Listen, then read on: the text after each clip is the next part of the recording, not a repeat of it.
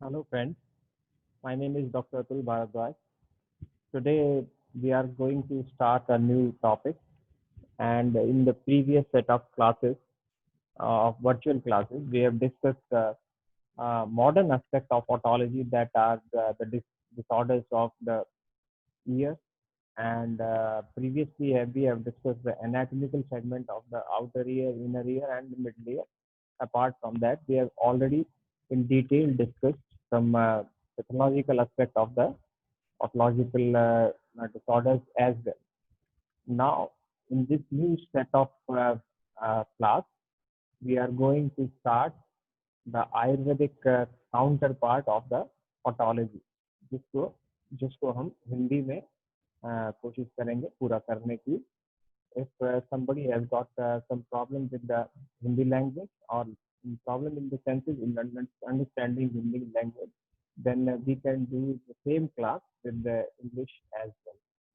तो क्योंकि जो आयुर्वेद का शास्त्रीय अध्ययन जो है कर्ण रोगों के संदर्भ में, वो तो संस्कृत भाषा में है.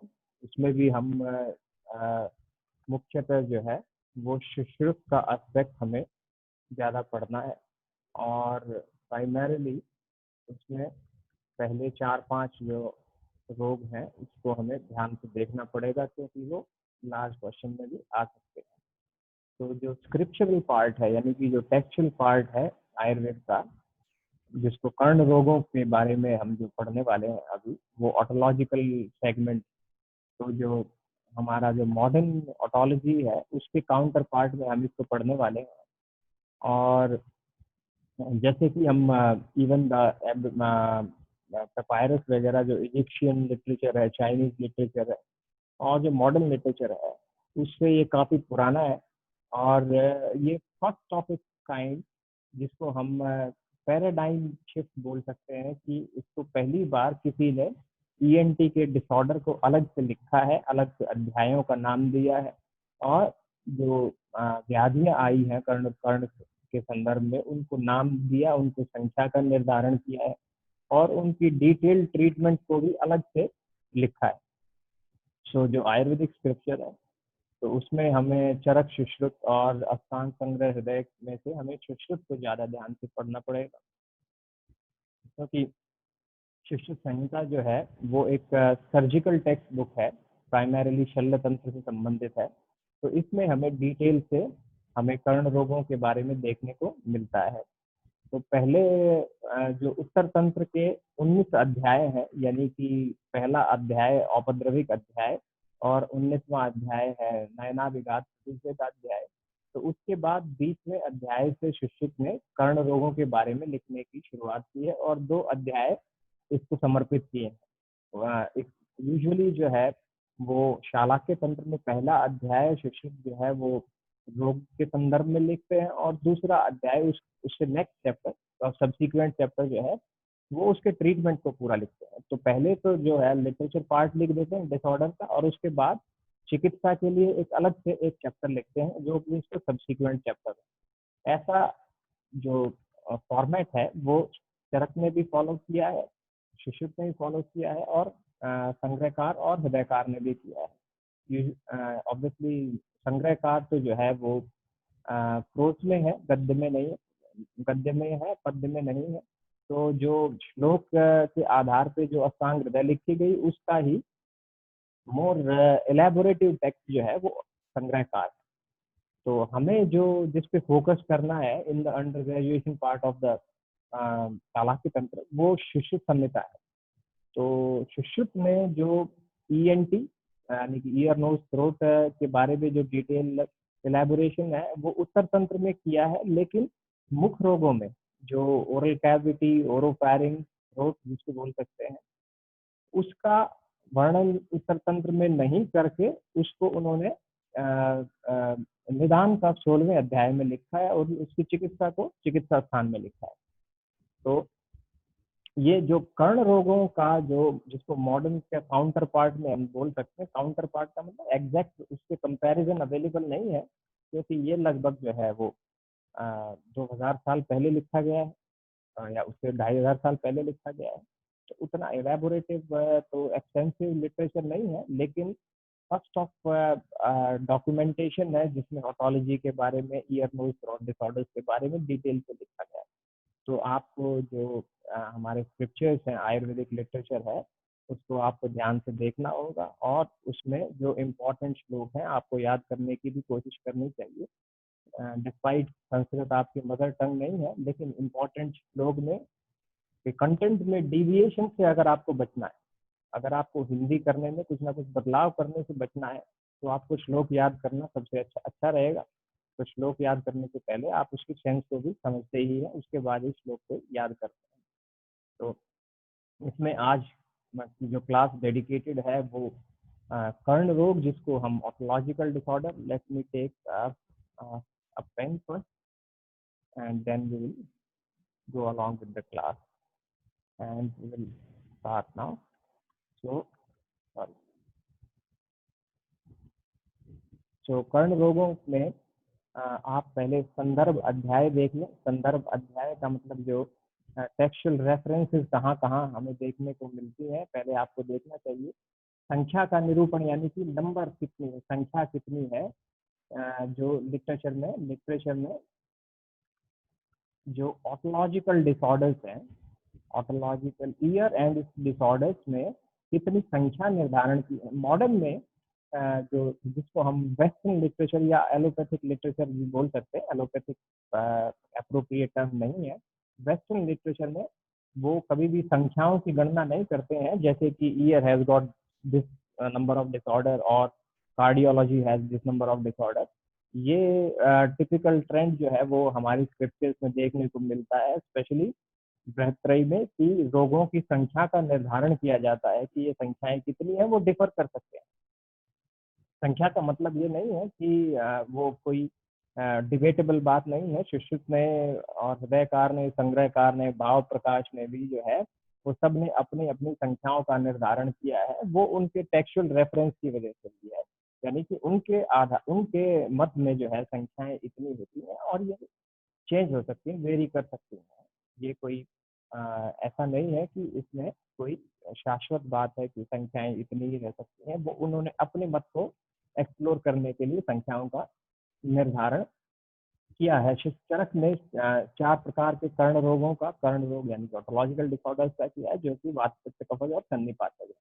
सुश्रुत ने अष्टाविंशति इरिता यानी कि 28 प्रकार के कर्ण रोगों का उल्लेख किया है। पहले अध्याय यानी कि 20वें अध्याय में उन्होंने, जिसका नाम है कर्ण रोग विज्ञानियम अध्याय, ये उत्तर तंत्र का 20वां अध्याय है और इसमें उन्होंने संख्याओं का निर्धारण किया है और सभी कर्ण रोगों के बारे में विस्तार से श्लोकों का वर्णन किया है। और 21वें अध्याय में उन्होंने कर्ण रोगों की चिकित्सा का वर्णन किया है, जिसको कहा कर्ण रोग प्रतिषेधाध्याय।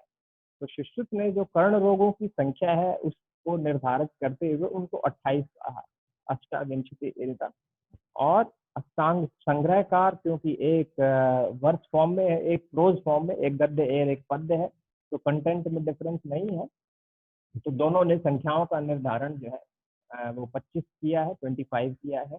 माधव निदान में जो कि पैथोलॉजी की यानी कि ट्रीटमेंट इसमें इंक्लूडेड नहीं है, रोग कैसे उत्पन्न होगा पैथोलॉजी में, उसके निदान के बारे में चर्चा करने के अलग से एक शास्त्र है, डेडिकेटेड शास्त्र है माधव निदान। और इसमें संख्याओं की गणना तो नहीं की है, लेकिन अगर इसको हम गणना में जाएं तो वो 36 बनती है। माधव ने ऐसे गिनती करके तो नहीं लिखा, लेकिन आपको वस्तुतः गिनती करने पर वो 36 जो है आपको 36 इसकी गणना मिलती है। भाव प्रकाश और योग रत्नाकर दोनों ने कर्ण रोगों की संख्या जो है वो 28 बताई है। 28 सुश्रुत को ही फॉलो करते हैं दोनों, तो दोनों ने संख्या जो है कर्ण रोगों की वो 28 ही बताई है। शारंगधर ने, जो कि वो वैशिज्य से संबंधित एक बृहद ग्रंथ है, इसमें इन्होंने 3 प्रकार के रोगों को वर्णन किया है। कर्ण रोगों को 3 भागों में विभाजित किया है। कर्ण रोग, कर्ण यानी कि कर्ण रोगों का मतलब स्रोत के रोग, कैनाल के डिसऑर्डर। कर्णपाली के रोग यानी कि जो कि लोब्यूल से संबंधित है, जो ईयर लोब्यूल है उसके संबंध से। और कर्ण मूल का अर्थ जो है वो पैरोटिड रीजन से है। तो इन्होंने 3 आयतनों में या अवयवों में इसका विभाजन किया है। और कर्ण श्रोत के 18, कर्णपाली के 7 और कर्णमूल के 5 रोगों का वर्णन उन्होंने किया है। तो मैं थोड़ा इसको एक्सपेंड भी कर सकता हूँ। ठीक है, तो संदर्भ अध्यायों में थोड़ा सा और मिनिमाइज कर सकता हूँ। ओके, तो संदर्भ अध्यायों की बात करें तो चरक ने अलग से कर्ण रोगों का वर्णन तो नहीं किया, लेकिन चरक सूत्र 19 में रेफरेंस जरूर आया है इसका कि कर्ण रोगों की संख्या 4 है। सुश्रुत में जैसा मैंने अभी बताया कि अध्याय संख्या उत्तर तंत्र में अध्याय संख्या 20 और 21 में कर्ण रोग विज्ञानियम अध्यायम के में और कर्ण रोग प्रतिषेधाध्याय में कर्ण रोगों का सामान्य निदान संख्या निरूपण किया और 21वें में उन्होंने चिकित्सा के विषय में अलग से एक अध्याय लिखा है।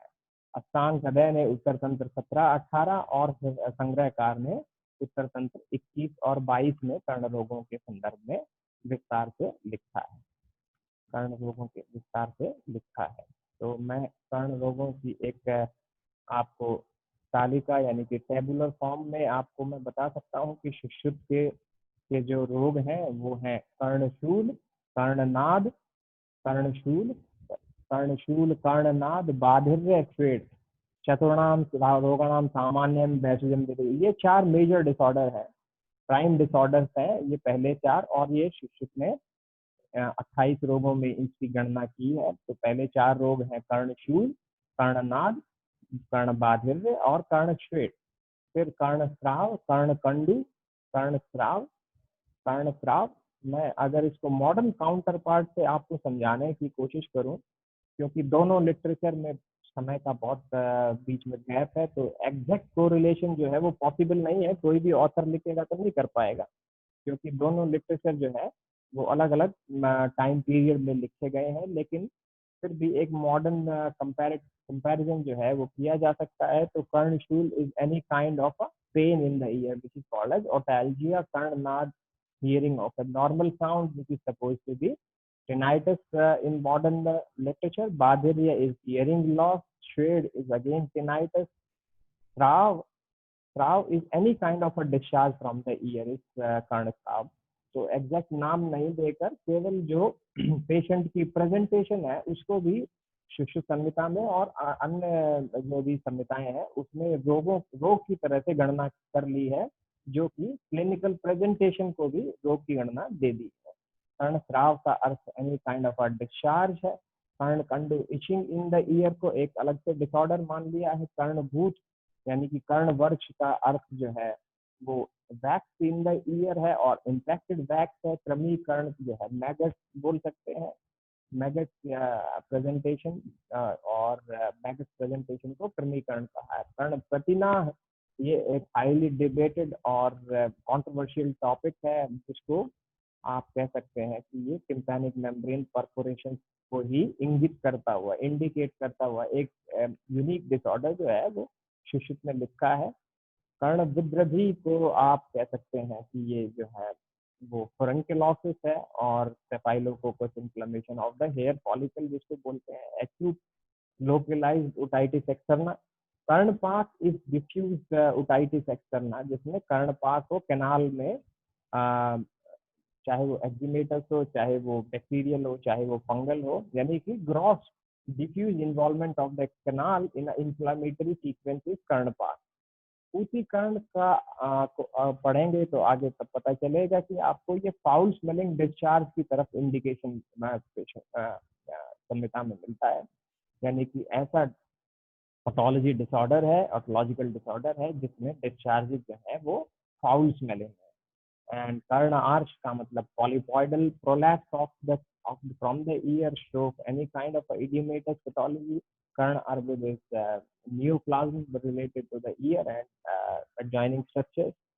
नेक्स्ट ये जो है बाकी के ये पाली के रोग जो है इनकी गणना सुश्रुत ने अन्य अध्याय में की है। कर्ण रोगों में इसकी गणना सूचीकरण, कर्ण पित्तरी, विदारिका, पाली शोष तंत्रिका, परिपोष, ये पाली के व्याधियां हैं और इनकी गणना सुश्रुत ने कर्ण रोग यानी कि 28 प्रकार के कर्ण रोगों में नहीं की है। अगर हम सभी आचार्यों की संख्या गणना के बारे में अगर हम देखें तो ये हमने टेबुलर प्रेजेंटेशन भी की हुई है। अष्टांग संग्रह में कर्ण शूल को भी जो है वो दोषानुसार उसकी उसको प्रेजेंट किया है। वातज, पित्तज, कफज, रक्तज और सन्निपातज कर्ण शूल को भी जो है वो उनमें उसने विभाजित किया है। तो इसके पश्चात मैं आपको ये सुश्रुत के 28 प्रकार के कर्ण रोग हैं जो हमने अभी बात की। कर्णशूल, कर्णनाद, बाधिर्य, कर्णशूल, नाद, बाधिर्य, छेड़, ये चारों प्रधान रोग सर्वनाम रोगाणाम सामान्य, इनकी चिकित्सा भी एक ही समान करनी चाहिए। इसके बाद पश्चात कर्णस्राव, कर्णकंडू, कर्णवर्ष, समीकरण, कर्ण प्रतिना, कर्ण विद्रदी, कर्णपाक, पूतीकर्ण, 4 प्रकार के कर्णार्श और सब 4 प्रकार के कर्ण श्लोक, वातज, पित्तज, कफज, सन्निपातज और सब अर्बुद यानी कि 7 प्रकार के अर्बुद हैं। अब निदान सुश्रुत निदान में आपने देखा है कि 6 प्रकार के अर्बुद हैं, तो यहाँ 7 तरह के अर्बुद, 7 प्रकार के अर्बुद किस तरह से हो सकते हैं? तो सुश्रुत की टीकाओं में जो है डलन ने भी कहा और जो है वो अन्य टीकाकारों ने भी इसके संदर्भ में कहा कि ये जो 7वां सर्वात्मक अर्बुद है ये शालाक्य तंत्र संबंधी एक विशिष्ट अर्बुद है। वैसे तो 6 अर्बुद बताए गए निदान में, लेकिन ये 7वां या सप्तम अर्बुद जो है ये विशेष शालाक्य तंत्र संबंधी अर्बुद है। ऐसा जो है कार्तिक ने भी टीका में कहा और डल्लन ने भी अपनी टीका में कहा है। तो अगर हम विमर्श एक बार देख लें संख्याओं के बारे में तो हमें देखने को मिलेगा कि जो ये पाली के रोग हैं ये सुश्रुत में नहीं लिखे हैं, इनका अलग से वर्णन किया है, लेकिन कर्ण रोगों में इसकी संख्या इनको नहीं माना। और सुश्रुत के जो 28 रोग हैं और हृदयकार के 25 हैं। तो सुश्रुत के 28 रोग जो है उसमें से ये 4 रोगों का को हृदयकार ने नहीं माना है। छेड़, श्राव, वर्ष और पाक, ऐसे 4 रोगों का वाग्भट ने अपनी संख्या में गणना नहीं की है। शूल के उन्होंने अलग से 5 भेद लिख दिए हैं और जो दोषानुसार 4 प्रकार के अर्श, 4 प्रकार के शोक, 2 प्रकार की विद्रदी और 7 प्रकार के अर्बुद में भी संख्याओं को इस तरह से नहीं माना, एक एक की गणना सभी में की। ठीक है, और इस तरह से ये 4 रोग उन्होंने नहीं माने हैं और ये अलग से उन्होंने गणना की है हृदयकार में।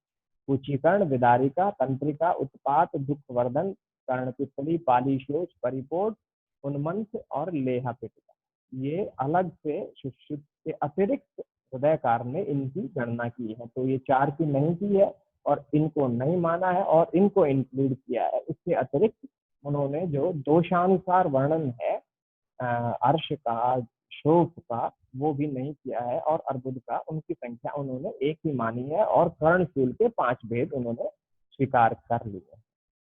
तो इस तरह की संख्या उनकी 25 बनती है।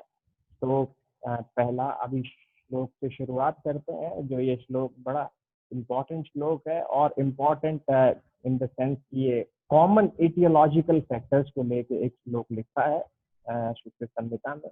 तो अब कर्ण रोगों के सामान्य निदान, कॉमन एटियोलॉजिकल फैक्टर्स के बारे में एक श्लोक लिखा है और बड़ा इम्पोर्टेंट श्लोक है और इसी में ही संख्या का निर्धारण भी सुश्रुत ने किया है।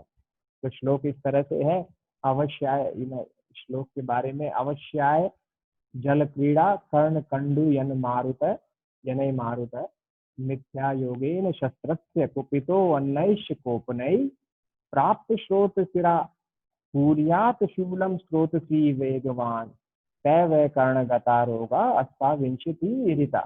तो श्लोक संख्या 2 है, अध्याय संख्या 20 है। तो श्लोक का कंटेंट क्या है, नीचे हमने इम्पोर्टेंट कॉन्सेप्ट के लिए जो है दलन टीका को भी कोट किया है।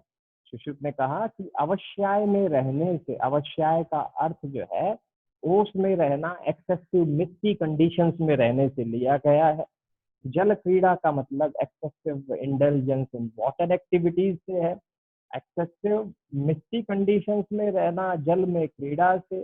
कर्ण कंडू यानी मारुत, जल में और कर्ण में कंडू करने से, कंडू का मतलब फॉल्टी मैनिपुलेशन करने से, जैसे आप किसी मेटलिक चीज से कर्ण कंडू करें तो वो भी जो है फॉल्टी मैनिपुलेशन पेशेंट के द्वारा की जाए, या फिर मिथ्या योग और शस्त्र के मिथ्या प्रयोग से, यानी कि जहां पे करना चाहिए वहां पे नहीं करें या शस्त्र भी दूसरे उपयोग करें, तो ऐसे निदान से वात दोष प्रकोपित होकर, त्रिदोष में वात दोष प्रधान है, समस्त कर्ण रोगों में वात दोष की प्रधानता है।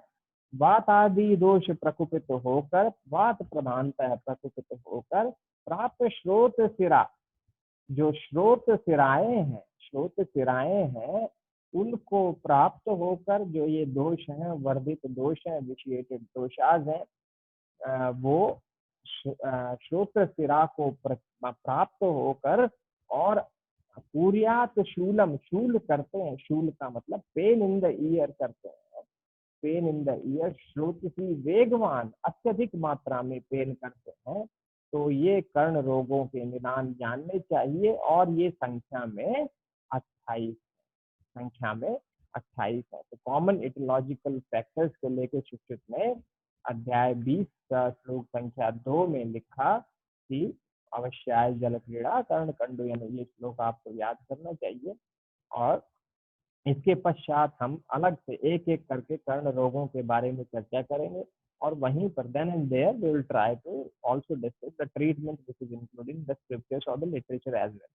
So primarily the first four disorders, Karn, Stool, Nad or Bacteria, these are four important topics, and they can even be asked in a long question as well. So we'll go in detail about these four disorders which are documented in Shishya Samhita.